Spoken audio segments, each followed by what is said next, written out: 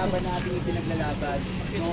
At malinaw rin na dapat natin kundinahin yung patuloy, no, na paglabag sa karapatang pantao, no, na ginagawa at patuloy na ginagawa ng Estado, no. At tandaan natin, no, hindi Metro Manila Safe Program ang sagot doon sa kawalan ng yung tirahan ng mga tao, no. Video ako ha. Ito ay malinaw rin na paglabag sa karapatang pantao. Kaya patuloy kami na nananawagan, no, sa iba't ibang mga organisasyon na suportahan ang laban ng mga residente dito sa Panay Creek Site. Benteng bala, bago dyan, isa ka naman. Opo.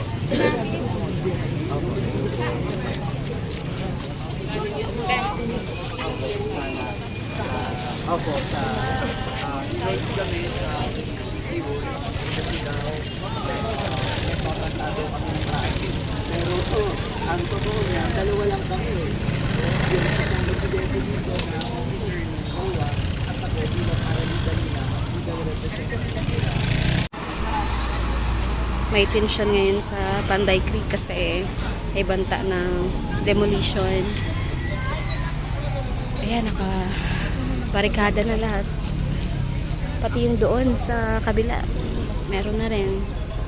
Yung gates, meron ding mga barikada sa loob. Daming tao na aabang.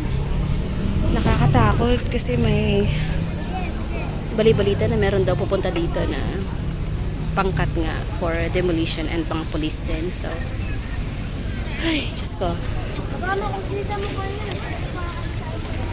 Everyone is alert and trying to hold it together. Pasok tayo sa loob.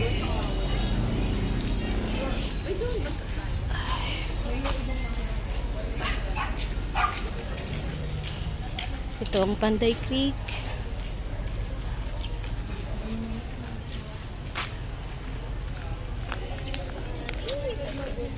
Papasok ka sa loob. Para nag-aabang.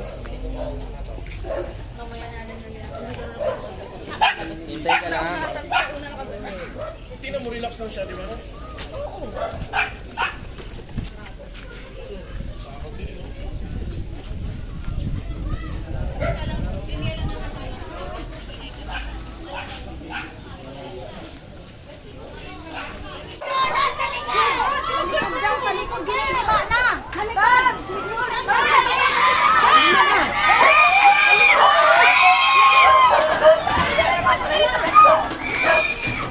Paano tayo, te? Te, yung mga bata, si Edwin.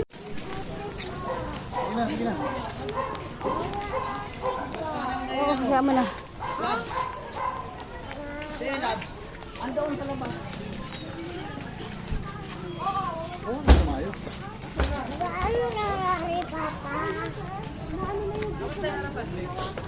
Bisa niya na, makakalabas na tayo dyan na maayos. Pag nagkagulo yan, dyan. Magagawa dyan.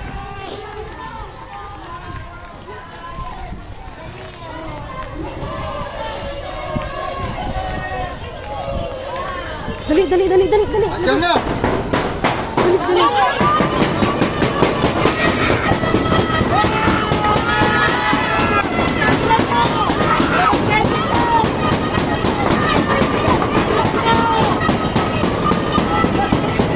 Hawak kami ka.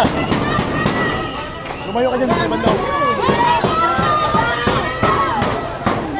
Lumayo ka na, dito dapat ako.